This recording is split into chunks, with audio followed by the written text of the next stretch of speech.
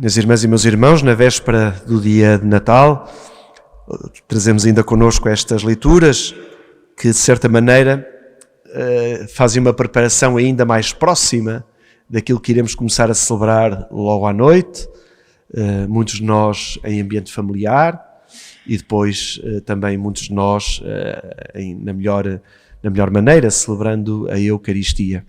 Aliás, é a maneira como nós temos de celebrar as grandes festas na Igreja, é sempre pela Eucaristia. Curiosamente, a palavra Belém, que é a cidade onde nasceu Jesus, traduzida em português significa Casa do Pão. Casa do Pão. E a Eucaristia é exatamente a distribuição deste pão, que logo à noite é o próprio Jesus que se faz alimento para cada um de nós em cada Eucaristia, mas que na noite de Natal e no dia de Natal tem ainda mais este simbolismo.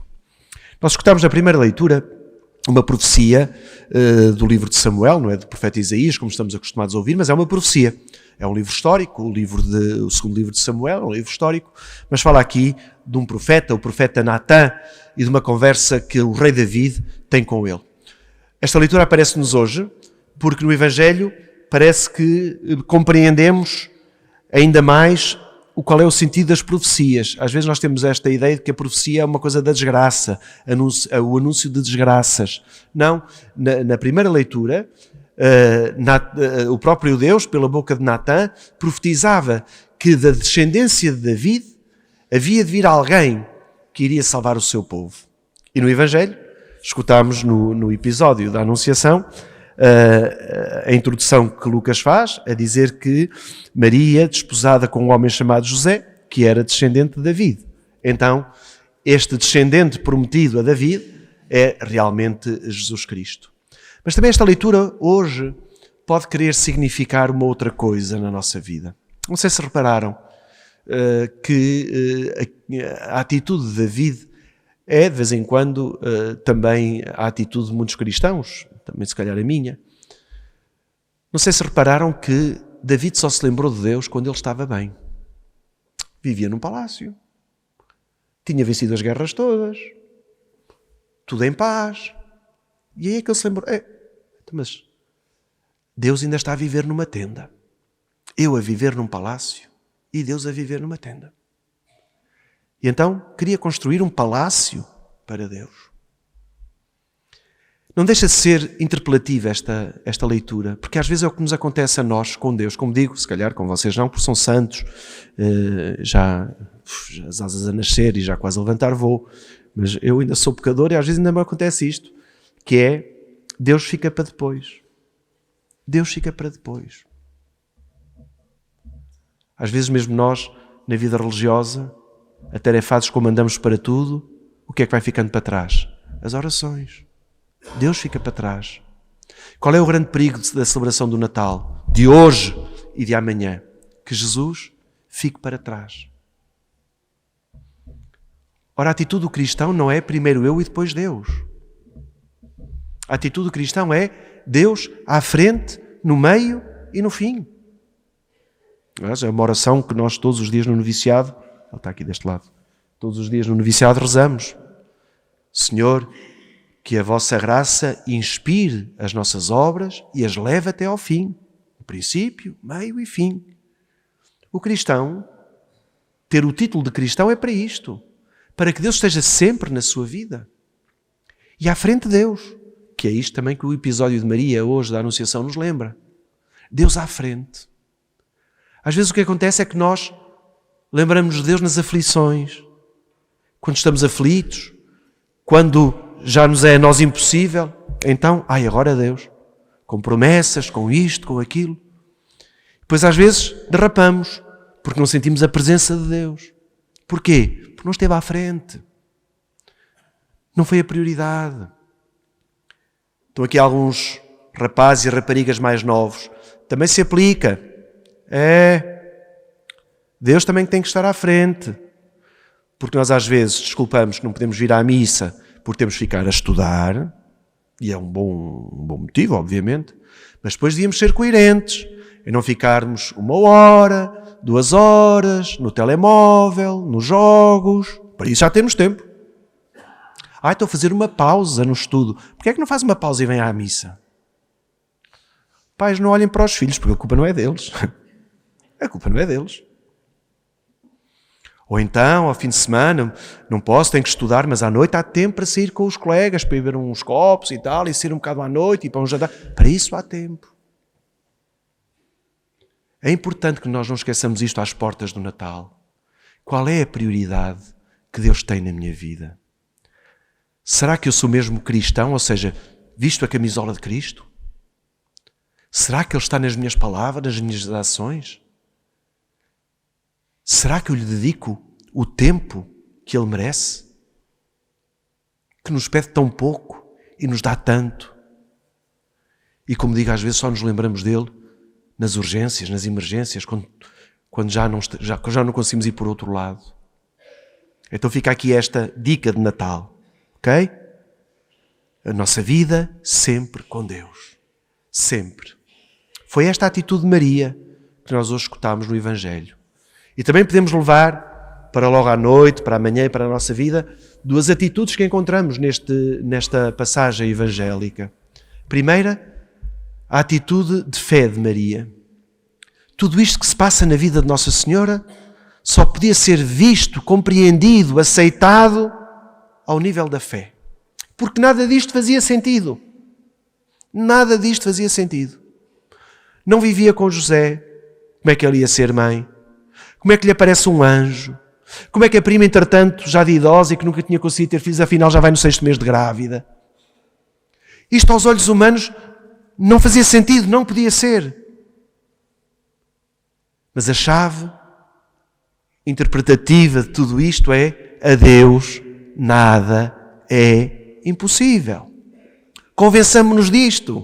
Nós não nos convencemos. O Papa Francisco às vezes até diz: nós queremos que Deus ouça as nossas orações. Mas nós temos logo dois problemas. Primeiro, começamos a rezar e não acreditamos que vai acontecer. Portanto, já daí a coisa já começa mal.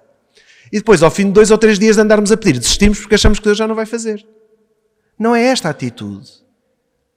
Nós olhamos para o presépio, não podemos ver só ali o que aconteceu na história há 2023 anos atrás. Também o temos que ver com os olhos da fé. E também temos que ver a nossa vida com os olhos da fé. As coisas acontecem. Uma doença, uma morte, uma perda, uma vida que nasce. As coisas acontecem, mas não é só um acaso. É também à luz de Deus. E se eu tiver Deus na minha vida, um Deus do dia-a-dia, um Deus do cotidiano, eu vou perceber o que é que Deus quer de mim quando eu estou num momento mais alegre, mas também vai perceber o que é que quer de mim num momento de tristeza ou de doença. Porque Ele está lá. E porque eu vejo a minha vida não só com o suceder de acontecimentos, mas também com os olhos da fé. E esta é uma segunda dica para o Natal. Só estou a dar prendas hoje, hein? Segunda prenda. Vermos a nossa vida também à luz da fé. Não é por acaso que andamos neste mundo. Nada na nossa vida acontece por acaso. Nada. Nada. O desafio é nós vermos o que é que Deus me quer dizer com isto. O que é que Deus quer que eu faça através daqui. E é com este olhar da fé que nós vamos caminhando com esperança e com alegria. A segunda atitude deste Evangelho de hoje é a atitude da humildade de Nossa Senhora, que foi assim que ela terminou a conversação com o anjo. Eis a escrava do Senhor, faça-se em mim segundo a tua palavra. A segunda leitura dava-nos a expressão exata daquilo que Maria fez. A obediência da fé, dizia São Paulo. A obediência da fé. Maria obedece, porque apesar de não perceber muito bem como é que aquilo tudo vai acontecer, sabe que aquilo vem de Deus. E que se vem de Deus, Deus há de gerir tudo isto. E esta humildade que em Maria ganha o sinónimo de disponibilidade. Maria torna-se a mulher disponível para o plano de Deus. Porquê? Porque ao contrário de David, primeiro Deus, depois eu. E Maria diz isso. Eis a escrava do Senhor, usa-me. Ele que me use para o seu plano. Ele que me use para o projeto que tem destinado para a humanidade. A disponibilidade de Maria. Uma disponibilidade de Maria que é também serviço. Logo imediatamente a seguir a isto, ela saber que a sua prima Isabel também tinha concebido e já estava 6 meses grávida, foi ter com ela. Não para conversarem sobre o assunto, mas para se ajudarem. Esta disponibilidade para o outro, que nós também deveríamos ter. Porque no Natal é fácil nós fazermos campanhas de solidariedade. No Natal até é fácil nós dedicarmos 1 dia ou 2 dias aos pobres. Mas a nossa disponibilidade resume-se a 1 ou 2 dias no ano? Ou 1 ou 2 esmolas? Esta disponibilidade de Maria, este sim de Maria, é uma disponibilidade que se vai sempre atualizando em cada dia, em cada ação. Maria começa por ser a mãe de Jesus, concebendo no seu seio, dando-o à luz. Mas depois Maria é também discípula de Jesus. Faz caminho com Jesus. E depois volta a ser mãe de Jesus no momento mais difícil dela e dele, a sua morte. Que só consegue ser interpretada à luz da fé. À luz da fé. E depois volta a ser mãe. Não só de Jesus, mas mãe da Igreja.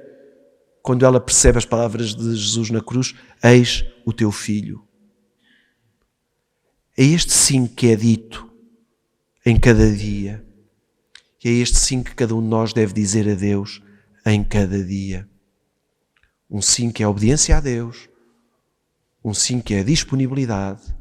Um sim que é serviço. Com estas mensagens que as leituras de hoje nos dão, podemos então, com Maria, encaminharmos-nos para Belém, para o presépio, para o nascimento de Jesus. É sempre o lugar preferido para Jesus nascer. É o nosso coração, não tenhamos dúvidas. É sempre o melhor lugar. É onde Jesus se vai sentir sempre bem, quentinho. É no nosso coração. Se o nosso coração está cheio de azedume, é um coração frio. Não dá para nascer. Se nós tivermos um coração quente, a nível da fé, ao nível da humildade, ao nível do serviço, então Jesus aí nasce. E a nossa vida transforma-se num presépio, num sítio menos agradável que se tornou referência para toda a Belém e hoje para todo o mundo. Que o Senhor nos dê, a cada um de nós e a todos, nos dê a graça de celebrarmos este Natal com estas atitudes de Nossa Senhora. Fé, humildade e disponibilidade. Que assim seja.